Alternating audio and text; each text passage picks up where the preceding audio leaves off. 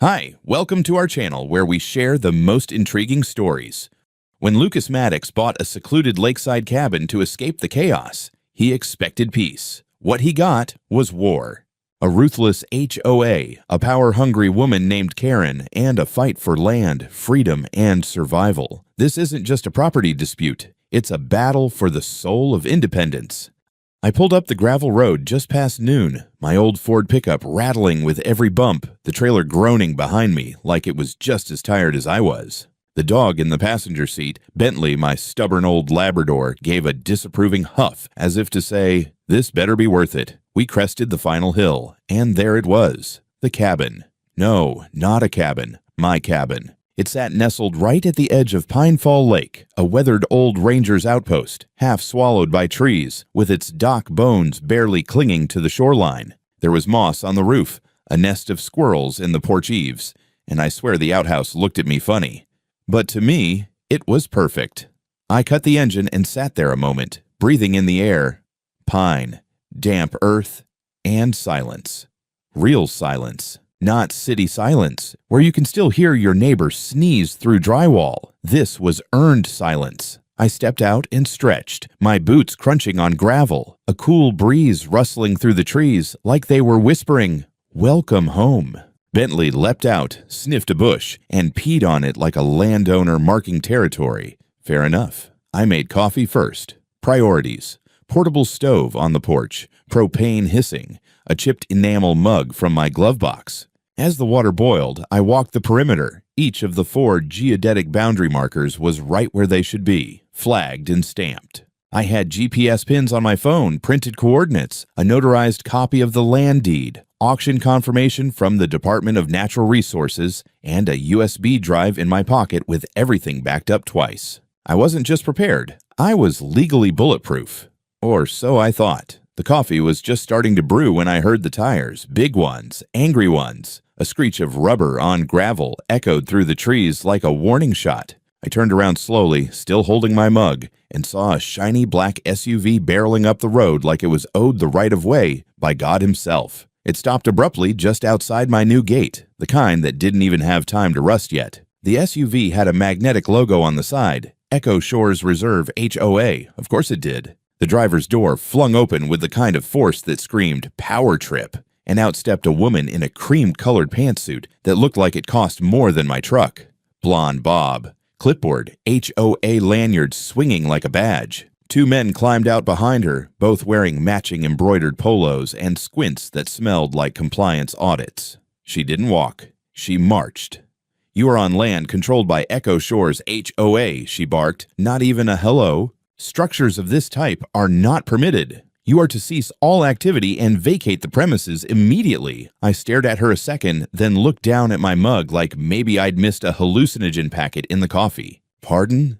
This structure," she gestured like the cabin offended her ancestors, "violates community standards. This entire area falls under HOA jurisdiction. You're trespassing." I took a slow sip.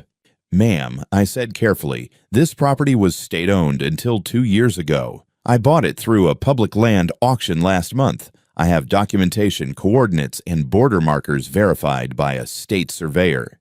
Your HOA stops a quarter mile over that ridge." Her eyes narrowed. "That's a matter to be decided at a board meeting. Until then, we expect voluntary compliance. Otherwise, we'll be contacting law enforcement to report unauthorized occupation of community recreational land." I set my coffee down and took a breath. I didn't move aggressively, didn't raise my voice, just calmly reached into my vest pocket and pulled out a laminated printout of the boundary survey, unfolded it, and held it out.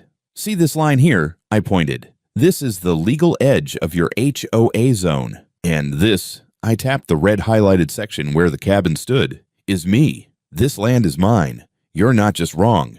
You're trespassing." Her smile was like ice under a heat lamp, about to melt, but not without trying to ruin everything in the process. "Then we'll see how long that paper holds up in court," she snapped. "Enjoy the peace while you can. You'll find living outside the community doesn't make you immune to the consequences of disharmony." She turned on her heel like a villain in a soap opera, signaled her polo boys, and got back into the SUV. They didn't leave right away. just sat there at the edge of my property like wolves that thought the fence was optional. They finally pulled away 10 minutes later, tires spitting gravel like venom.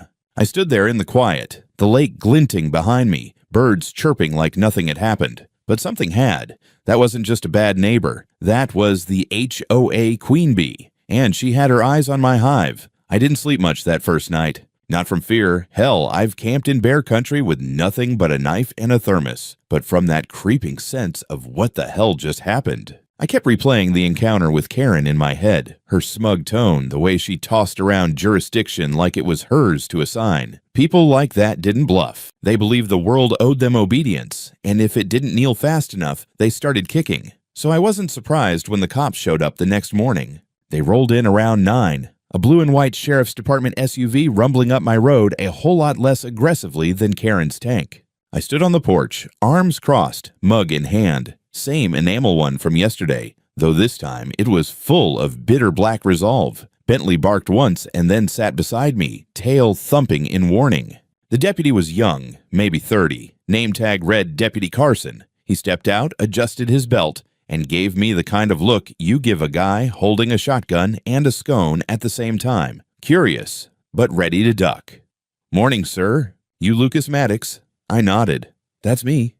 And I'm guessing this isn't a welcome visit." He forced a half smile. "We received a complaint from Echo Shores Reserve HOA regarding alleged illegal occupancy and unauthorized development on community recreational land." There it was. I didn't raise my voice, didn't twitch, just took another sip and said, "You got 10 minutes? He blinked. Yeah?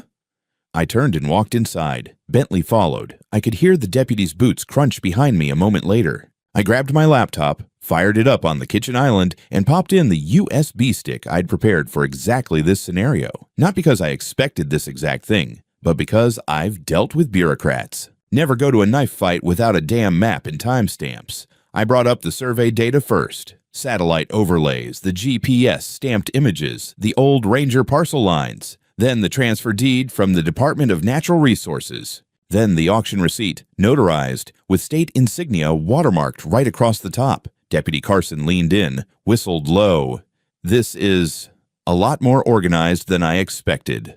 "I run a construction business," I said. "I've seen subcontractors try to sue me for putting up walls on the wrong side of a fence.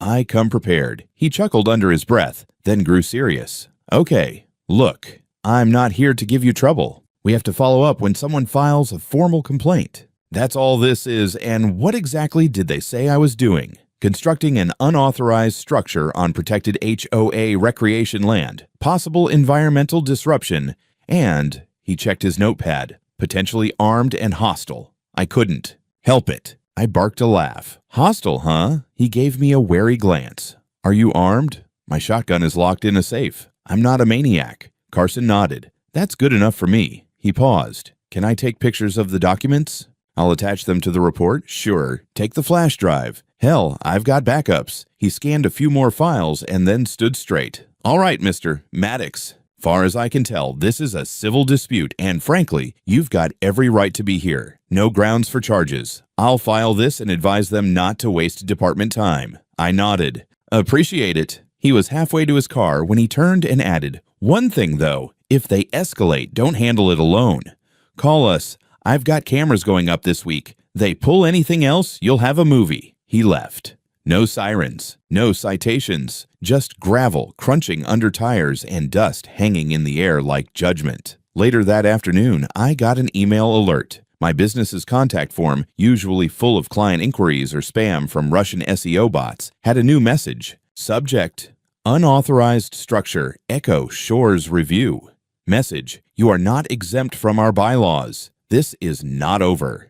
HOA Board Admin. No name, no direct threat, just poison wrapped in bureaucracy. That evening, I poured a stiff bourbon, sat by the lake, and watched the water pretend nothing was wrong. I could hear frogs and crickets, and the soft slap of waves against the shore, and just faintly, past the trees and the rise of the hill, echoing off their manicured streets. I swear I heard someone screaming into a boardroom speakerphone. The chainsaw started at 6:43 in the goddamn morning.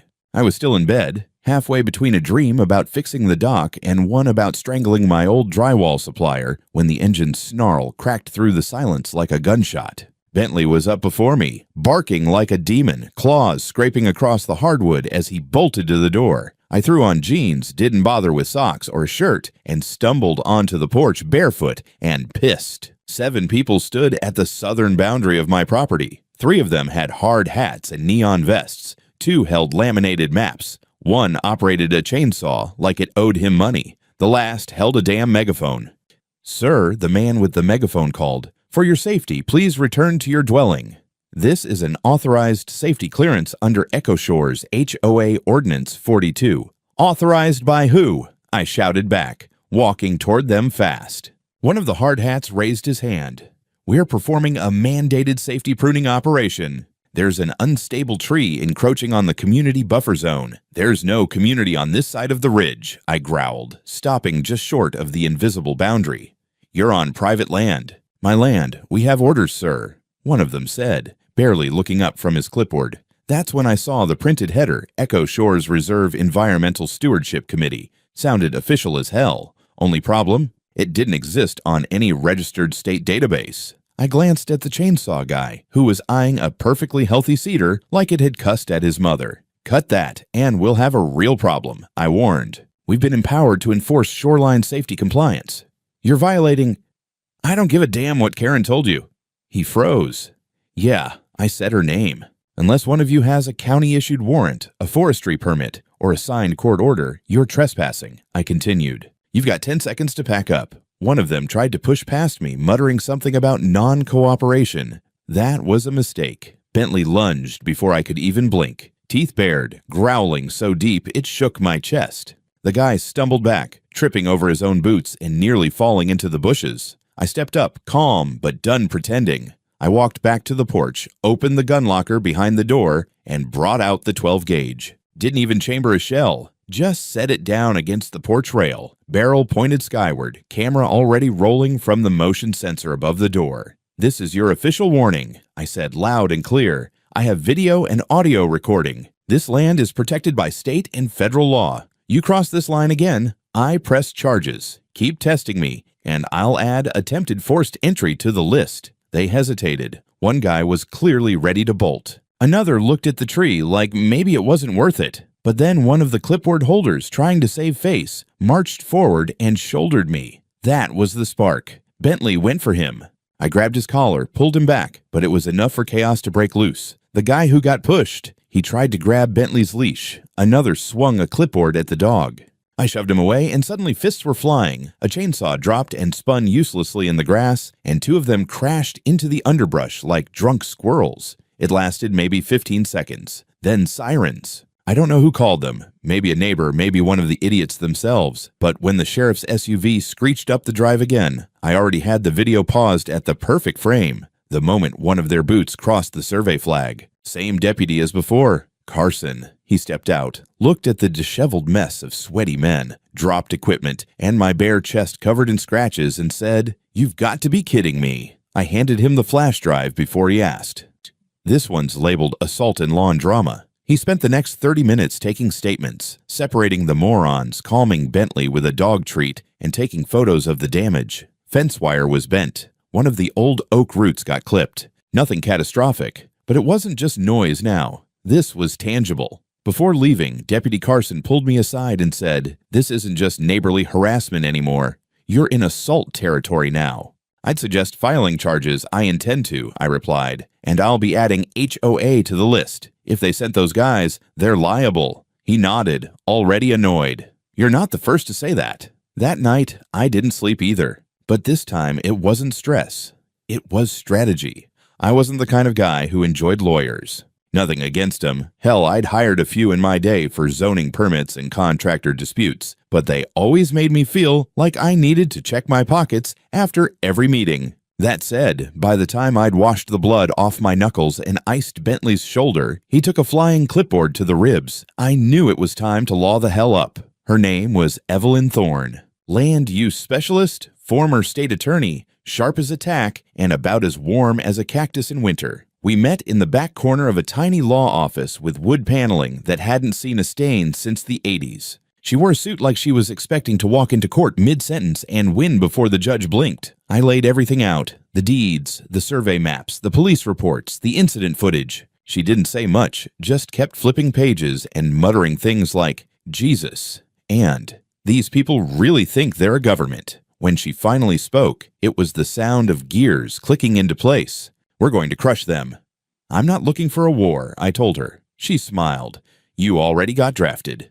We filed 3 initial claims: criminal trespass with photographic and video evidence, assault and battery, including Bentley's attack as a defensive reaction, property damage to my fence, root system, and shoreline brush. But that was just the warm-up. Evelyn went digging, and what she found: it made Karen's clipboard fetish look like a parking violation. Turns out, the Echo Shores HOA had expanded their jurisdiction on paper sometime last year, quietly, without notifying the county. They'd filed an updated map that included a buffer zone stretching 300 feet beyond their actual plotted development. My land? Smack in the middle of that imaginary buffer. Worse, that new buffer zone was never approved. Not by the county, not by the zoning board, not by the DNR. It was a digital PDF uploaded to the HOA website, stamped with a fake internal approval code, ESR204B. Evelyn traced it back to a desktop computer registered to, take a guess, Karen Brady. She also found a series of HOA meeting minutes conveniently missing from the official record.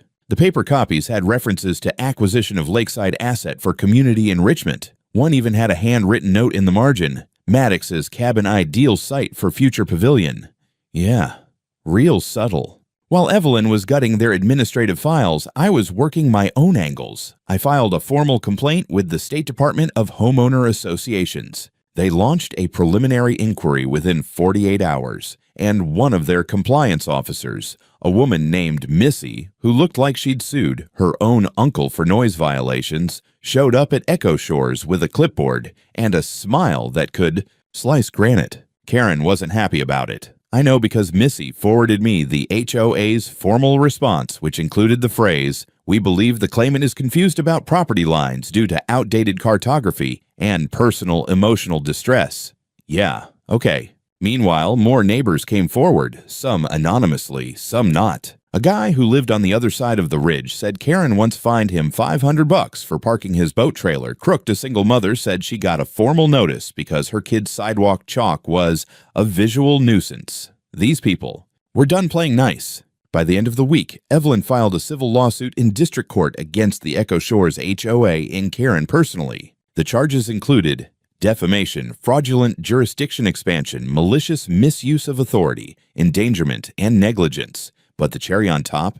We subpoenaed the HOA's financial records. Now, I'm no forensic accountant, but even I could tell something stank. There were maintenance fees paid to a contracting company owned by Karen's cousin. Thousands of dollars for shoreline safety assessments conducted by the same jackasses who tried to chainsaw my cedars. One record showed a payment labeled security mobilization, dated the day before they showed up with that megaphone. The storm was gathering. You could feel it in the wind. Karen must have known too, because 2 days after the suit was filed, someone put up a passive-aggressive sign at the ridge trailhead. "Private property. Be respectful or be removed," printed on HOA branded vinyl with their logo. Still warm from the printer. I took it down, snapped a picture, and mailed it to Evelyn. She replied 2 minutes later, "Beautiful.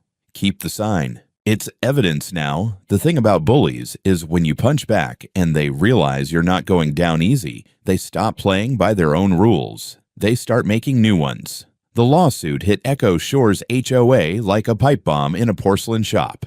Evelyn filed it on a Monday. By Wednesday, the neighborhood Facebook group, previously limited to bake sale announcements and lost cats, had mutated into a digital witch hunt. I wasn't in the group, obviously, but screenshots started making their way to me from some sympathetic souls behind enemy lines. Posts like, "Does anyone know who this Maddox guy really is? Background checks anyone. He has guns." I saw one on his porch. Should kids really be playing near that kind of element? He lives alone. With a dog. Creepy. Then came the flyers. Actual printed flyers. Someone stuffed them in mailboxes around Echo Shores and a few neighboring properties. One neighbor left it on my gate, folded in half. No note. Across the top in bold, unstable new resident? Know the warning signs. Below, a bulleted list of complete bullshit, aggressive behavior, hoarding weapons, frequent conflicts with authority, questionable land acquisition. It was like they took every episode of Dateline and mashed it together under my name. Then things got sneakier. I found the first camera while walking Bentley along the West Trail, about 100 feet from the ridge that separates my land from the HOA border. It was a little wildlife cam strapped to a tree, pointed not at deer paths or bird nests, but straight at my property line. Brand new. Still had the sticker on it. I left it, went home, came back at midnight in full camo, unscrewed it, yanked the SD card, and left a note in its place. Illegal surveillance of private property violates U.S. Code Section 1801. Good luck. The card contained 6 days of footage. Most of it was boring. But on one clip, I saw Karen, clearly, standing by the tree, pointing at my cabin, talking to someone off-screen. She didn't look angry. She looked surgical. I sent the footage to Evelyn, who replied with just one word: delicious. Things escalated from passive-aggressive to just aggressive 2 days later. Bentley started acting weird, wouldn't eat, whining, scratching at his stomach. I rushed him to the vet, and they found traces of a foreign toxin in his system. Nothing lethal, thankfully, but definitely ingested. I'd bet my damn truck someone tossed bait over the fence. I installed new floodlights, added 2 more cameras, and swapped out my mailbox for a locking steel unit that could survive a bear attack. I wasn't paranoid. I was awake now. Then came the move that proved Karen wasn't just dangerous. She was strategic. She filed a formal complaint to the county zoning board, alleging that my acquisition of the cabin was conducted under suspicious conditions and requested that the transaction be reopened for review due to irregular auction documentation.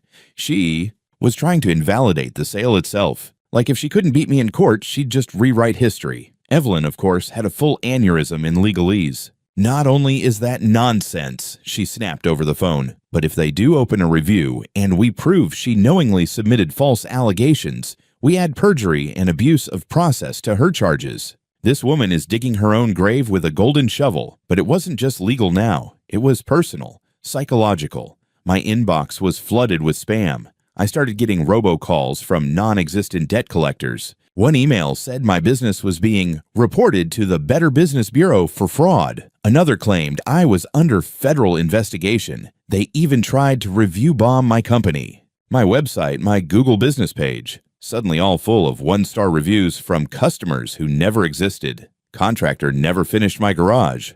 Shoddy work, overcharged, screamed at my kids.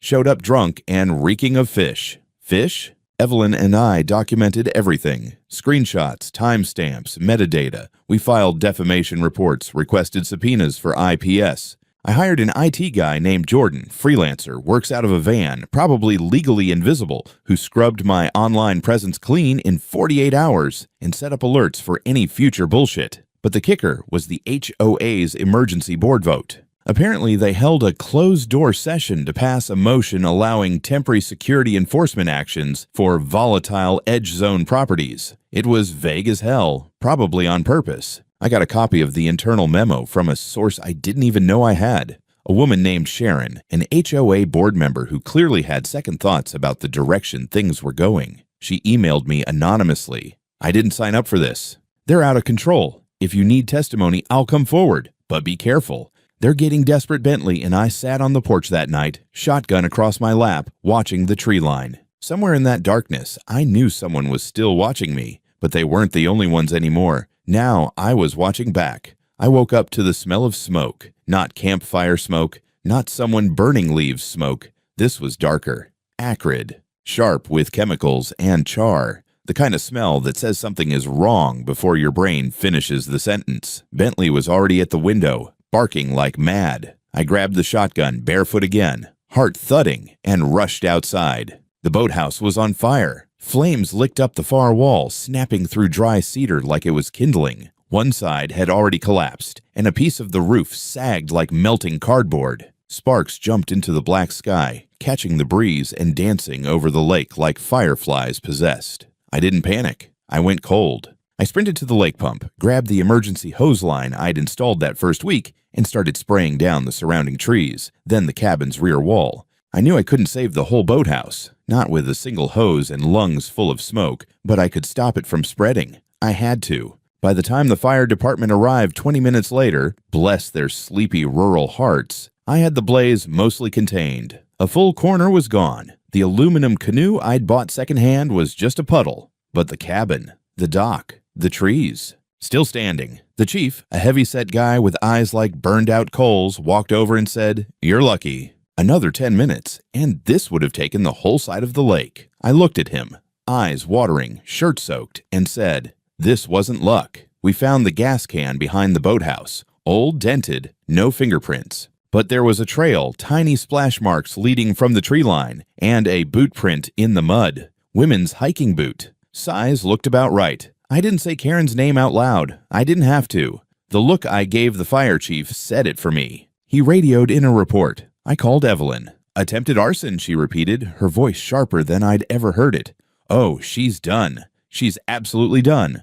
We submitted everything. The fire report, photos, the boot print, and, most importantly, the footage. The motion camera I'd installed facing the path to the dock, it caught a silhouette, a hooded figure creeping out of the woods, lighter in hand. It wasn't 4K cinema quality, but it was enough to show gait, shape, posture. You could even see the flash of a ponytail when the wind caught it. Evelyn had a private investigator review the footage. She didn't even wait for his full report before forwarding it to the Bureau of Alcohol, Tobacco, Firearms, and Explosives. Yes, the ATF. Because now we weren't just dealing with property damage. This was arson with malicious intent, potentially tied to organized HOA corruption, and, if proven, interference in an active civil case. Federal jurisdiction kicked in like a steel-toed boot through a door. Within 48 hours, federal agents visited Echo Shores. Not gently. Warrants in hand, they combed through the HOA's clubhouse, Karen's home, and even her damn golf cart.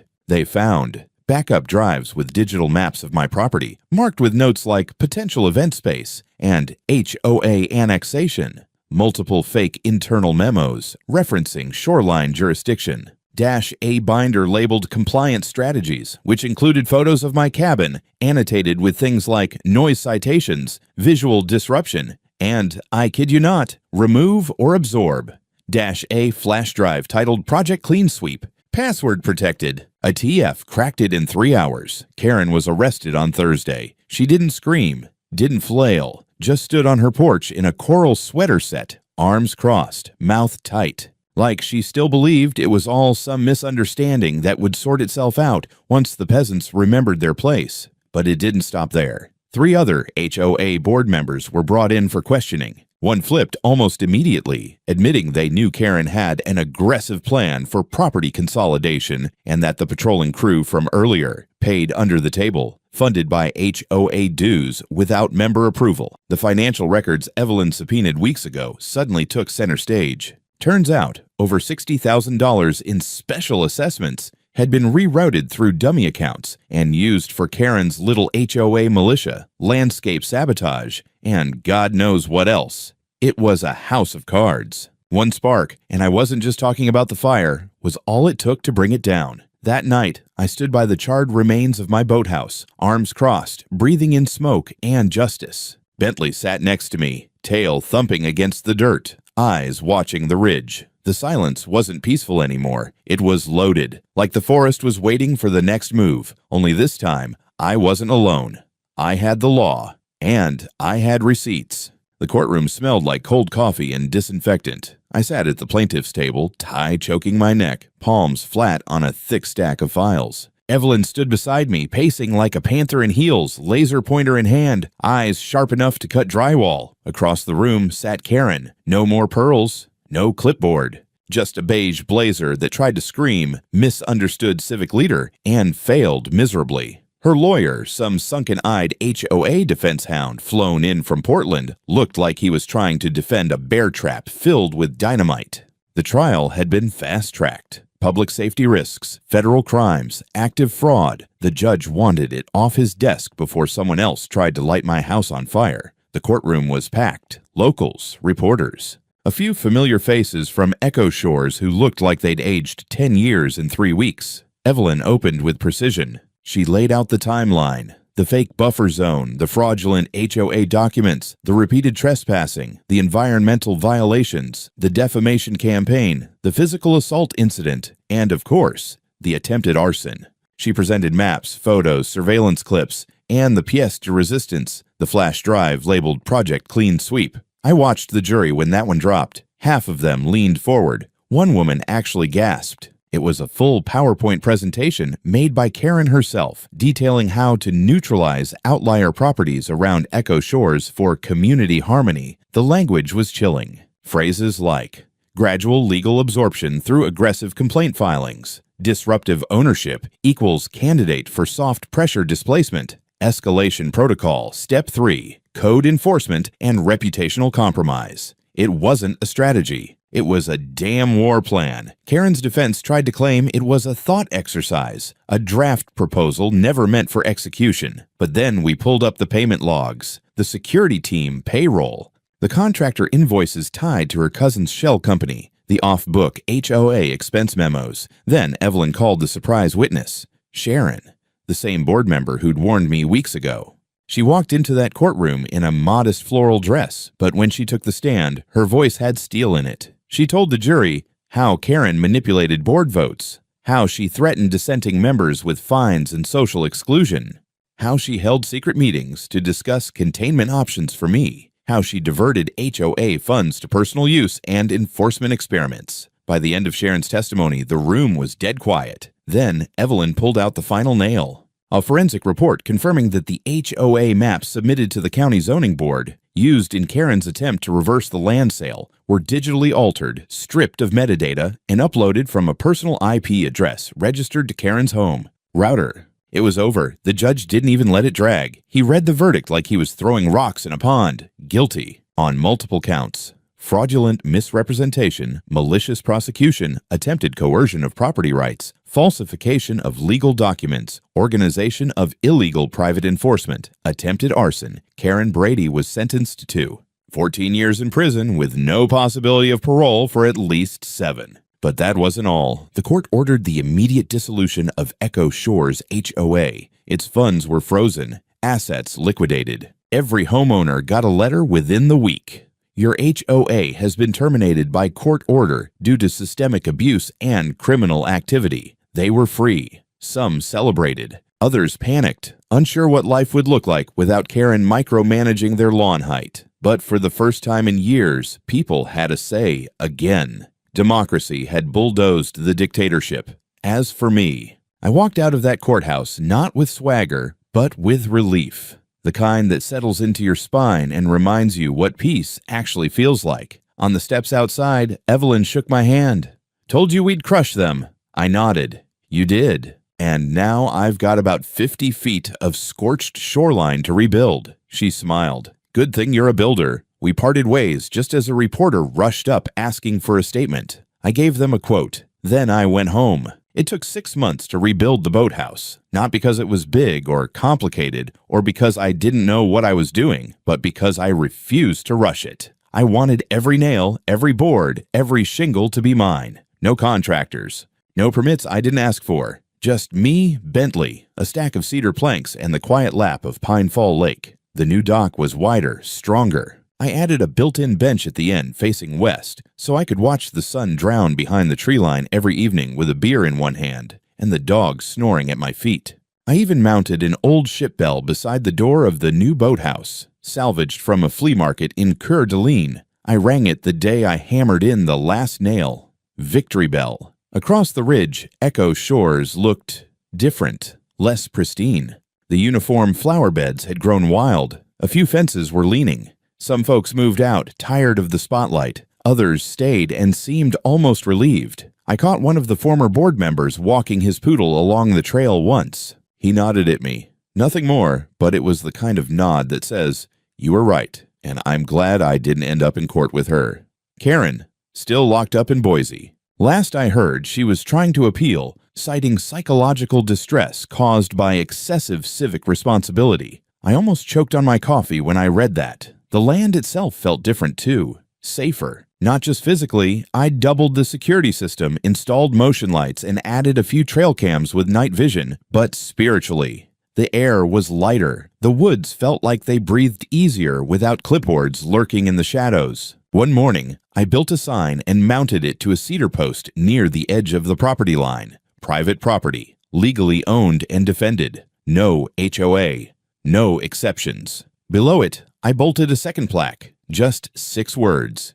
We tried civility. You chose fire. It got attention. Some YouTuber with a drone flew over and made a whole video about the cabin that destroyed an HOA. Got 1 million views in a week. I didn't mind. Let the story travel. Maybe somewhere out there, another Karen's just starting her reign of nonsense. Maybe this will make someone think twice. I even started getting mail. Real mail from people across the country. Letters from folks stuck in similar HOA nightmares. They thanked me. Asked for advice.